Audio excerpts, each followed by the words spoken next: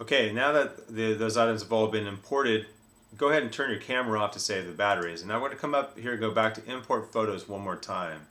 And I've connected my iPhone, and even if it's not your iPhone, somebody else's iPhone that you're working with, you can still select that device source. So this is not the computer I normally sync my phone with, but I'm going to go ahead and uncheck all my photos here, come to the bottom, where I have a couple that I think would be kind of useful. This is one here, and this one here. A movie that talks a bit about the setup, and this one that shows the setup. So these two items I'm going to also import. I'm going to go in the same directory that I've already set up, and since I already did this once, it's going to go ahead and bring those in. So I hit import and bring them in. So you'll see that it's going to convert to digital negative and import. Now these two items are not raw files, so they weren't obviously converted to DNG in this case, and you will get a warning that tells you that, but I've turned those warnings off because they make me crazy. So here we are in the library. I'm going to go ahead and double click on this movie to give you a sense of what I was trying to accomplish here.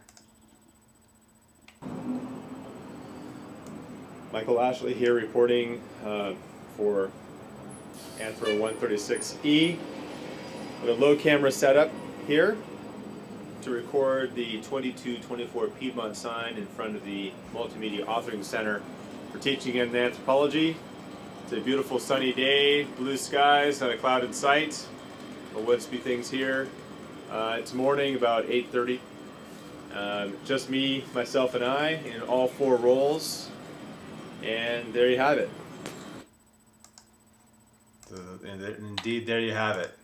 So those are the two items. You can go to all photographs now. You can see that in your folders you'll now have a structure for the 136 spring folder under media here, where all the items have been added. And I'm going to go ahead and select all of these things. And you can take some time to write a reasonable caption for your content. And I've gone ahead and done that here, cooking show style. So I've added this caption. I'm just going to copy this whole thing here that I've written. As you can see, it says Center for Digital Archaeology, location, exterior front, taken from Middle Piedmont Avenue,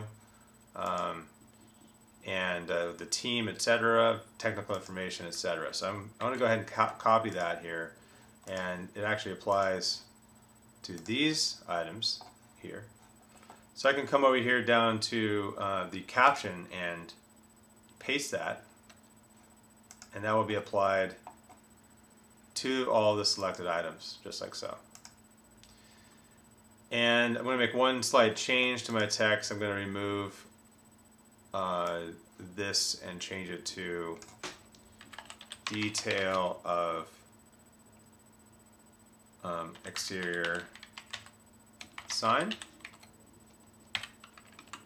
Copy that and apply it to this set of images and the movie. Apply to selected. So there you go. So now we have metadata that's been associated with all these different items that have been imported. And I can double click on any one of these and we can see a full-size preview of the item, and I'm just going to use the right arrow key to quickly move through the different items. And because I've rendered those previews, I can see these changing rather quickly without having to wait for Lightroom, which is awesome.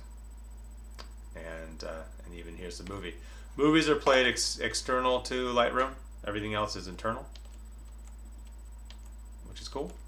And you can zoom into any one of these things. That takes a bit more time because now it's got to render the image. You do want to wait to make sure that it's finished rendering, to make sure that it's all good and happy in the way that you want it. Takes a while on this older machine here, but there we have it. We've zoomed all the way in. So a couple more things on metadata, which is again in the library module here. When we come down, we are going to do ratings.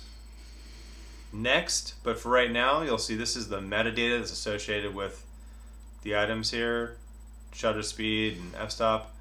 Here, job title, address, headline, categories, all that fun stuff can all be added and should be added, including rights usage terms.